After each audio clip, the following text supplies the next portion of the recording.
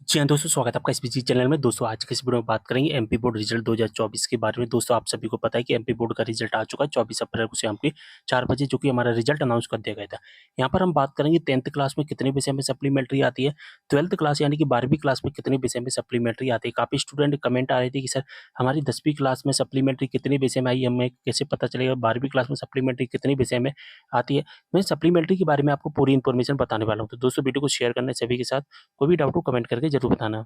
सबसे पहले एक बात समझना दोस्तों, सप्लीमेंट्री देने से पहले स्टूडेंट को ग्रेस देने की कोशिश की जाती है। जी हाँ दोस्तों, सप्लीमेंट्री देने से पहले स्टूडेंट को क्या ग्रेस देने की कोशिश की जाती है। जब छात्र ग्रेस के नियम को फॉलो नहीं करता है तभी स्टूडेंट को सप्लीमेंट्री दी जाती है। मान के चलिए आपका कोई एक विषय में आपकी सप्लीमेंट्री देने से पहले आपको ग्रेस देने की कोशिश की जाएगी। ग्रेस 12वीं क्लास में 5 नंबर की, 10वीं क्लास में 6 नंबर की दी जाती है। यानी कि दोस्तों आप जब पासिंग मार्क्स से 5 नंबर कम आते हैं या 6 नंबर कम आते हैं, तो फिर आपको ग्रेस देकर पास कर दिया जाता है। लेकिन जब आप पासिंग मार्क्स से 205 से कम नंबर या 6 से कम नंबर लाते हैं, तो फिर दोस्तों मजबूरन आपको सप्लीमेंट्री दी जाती है। तो स्टूडेंट को पहले पास करने की कोशिश की जाती है सप्लीमेंट्री देने वो ग्रेस देने से।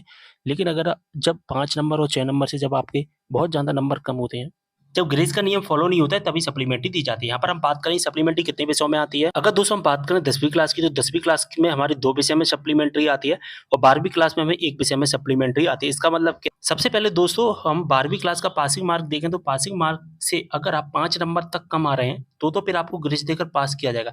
लेकिन अब पासिंग मार्क से 5 नंबर से भी बहुत ज़्यादा नंबर कम आ रहे हैं, 7 नंबर, 8 नंबर, 9 नंबर, 10 नंबर कम आ रहे हैं, तो फिर आपको मजबूरन सप्लीमेंट्री दी जाती है। सप्लीमेंट्री में होता क्या है दोस्तों कि सप्लीमेंट्री जिस विषय में आती है उस विषय का आपको फिर से पेपर देना होता है, ठीक है। इसके लिए आपको एग्जाम फॉर्म में अप्लाई करना पड़ेगा, उसके बाद ही आपका परीक्षा देने का मौका मिलता है। तो दोस्तों 12वीं क्लास में हमें एक विषय में सप्लीमेंट्री दिखाई देती है।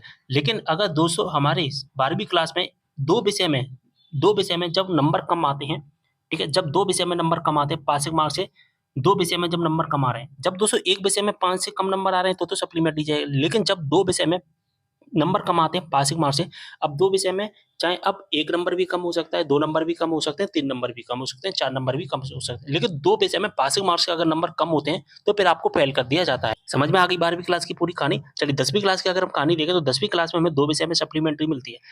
अगर दोस्तों हमारे 10वीं क्लास में नंबर कम आते हैं तो दोस्तों एक विषय में तो हमें हैज़ दिखाई देता है और एक विषय में हमें एसयूपीटीएस दिखाई देता है। हैज़ क्यों दिखाई देता है? बेस्ट ऑफ 5 योजना की वजह से।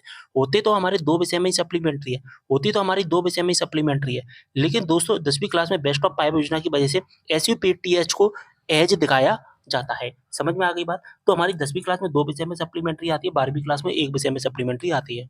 जब हम एमपी बोर्ड का अगर ऑफिशियल नोटिफिकेशन देखते हैं, जो कि आया है हमारा 24 अप्रैल को ही ऑफिशियल नोटिफिकेशन आया है, जैसा कि यहाँ पर आप देख भी पा रहे हैं।